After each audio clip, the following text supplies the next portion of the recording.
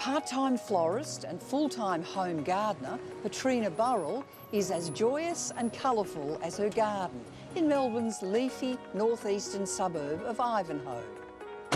Hello. Hi, Jane. Good to see you. Welcome back. Thank you. I'm really looking forward to seeing what's changed since I was last here. You're not going to recognise her.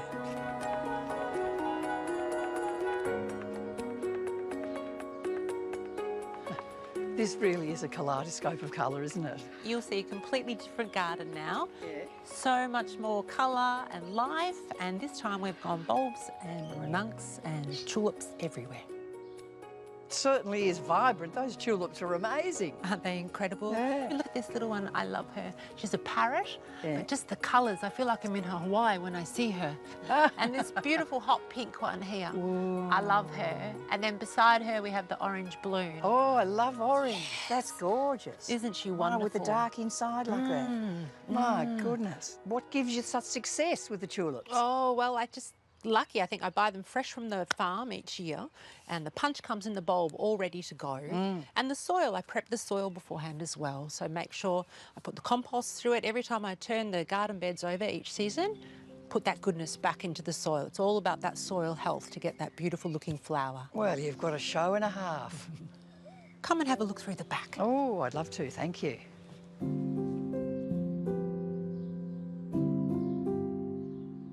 So this is the back garden, Jane. Oh my goodness gracious, it's On your head. Exactly. Gosh, the colour is just everywhere. Aren't they incredible?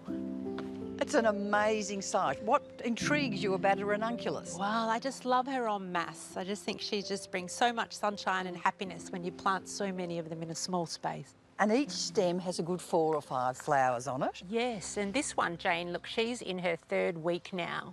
And they almost look translucent towards the end. Beautiful. Wow.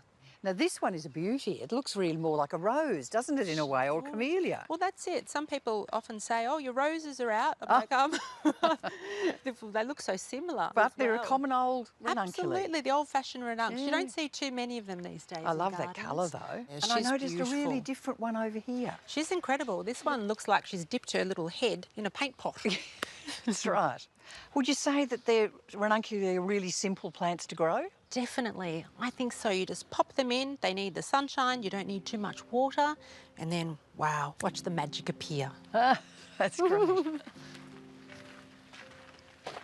There's no real order. There's no real system. So I just pop in the tulips, and if you know, tulip, ranunc, or clump tulips, and then I just let Mother Nature do her work. And that is pretty extraordinary because Mother Nature usually does it pretty well, doesn't it? She does, she does. So I know I do plant close together, but that's because I want a really big show. Ah, very good. Yes. So how many? How many year? bulbs are in here? This is just amazing. 8,000, Jane, 8,000 this year. Oh, get on. Yes. Petrina's love of gardening began in her great-grandmother's garden in the New South Wales riverina town of Mathura when she was 4 years old. And I remember looking up into her larkspurs and seeing her delphiniums and just this little dot. And I remember looking up, and that's how I sometimes think that's what I've recreated, this little fairy tale. And I remember walking through the flowers, and she taught me at a very young age, well, that's the joy of gardening. And then her son went on to be the gardener at the Mathura Shire. So he was a gardener. And then he passed that down to Mum, who passed that down to me. And you've got a little memento of your grandpa. Yes, his wheelbarrow. So I remember being young and it would always be full of flowers out the front. The tradition continues, with Petrina passing on the love of gardening to her daughter Adelaide. We often come into the gardens on the weekends now, and she has her own patch where she can grow whatever she likes, and she chooses whatever she wants to put in there. And she's watched me from a very young age, you know, digging in the garden. They've grown up around flowers, both of the children, but Adelaide in particular. So she'll then just take off, start weeding or start digging and putting in seedlings or growing from seed. Yeah, and she loves it, and then watching nature just grow. And does she look after them when they've popped up? She does, she does. She then loves to cut them, and she's always putting flowers by our bed, which is beautiful. Or as Mum taught us, we would always have dinner and there'd always be flowers in the middle of the table, which is beautiful. And now Adelaide does that, or if I forgot, Adelaide's gone and done that for us. And it reminds us the joy and the love that little posies can bring. You know, and Mother Nature, there she is. Petrina also adores the trees in her garden. How amazing, what a sight that is. Isn't she just a beauty? Yeah. Amazing. So she's my Mount Fuji cherry, and she's around 15 years old. And people say, oh, cherries are so beautiful, but they're very fleeting. You know, they come into flower and then they're gone. But that's what I love about her, Jane. 2.5 weeks at the most if I'm lucky, but for this spectacular show, it doesn't get better than this. But then you've got other cherries around too. Yes, yes, I put them in the wine barrels, which I find they do well, because I like to try and create a room of blossoms around me on the deck. On the deck, it's just lovely. So that's another standard. That's another standard, yes. That's a beauty, isn't it? She's beautiful, Mount Fuji standard. Wow. It really decorates this, just gives it a lovely feeling on this deck. That's it. She's the centrepiece to the garden, I like to call her. That is a sight for sore eyes, isn't it? Isn't she a show? That wisteria is something else. How old is it? Oh, she's 40 years this year. Oh. Yeah. So I was lucky enough to inherit her. And just look at those racemes just hanging down like that there. And the bees. And the bees love it, absolutely love it. So you actually train her up the roof, Jane. I grow her up the roof because I want these long canes to come through. So I just let her go. It's also easy for me because less work.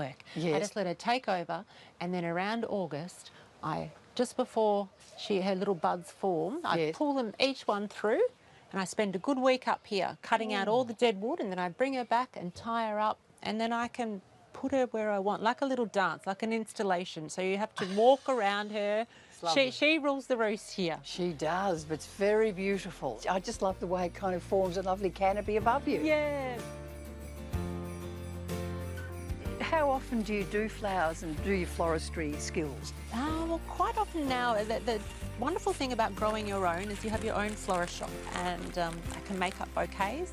Just the tiniest little flower, Mum always said, will bring you so much joy, but more so the joy of giving. So she was always giving us flowers to take to the school teachers, or she's always giving. She'd grow her own flowers and pick them and give them away. So she taught us how to love through gardening. Petrina continues her mother's gift of giving by delivering flowers to those she loves, spreading the joy, particularly at Christmas time.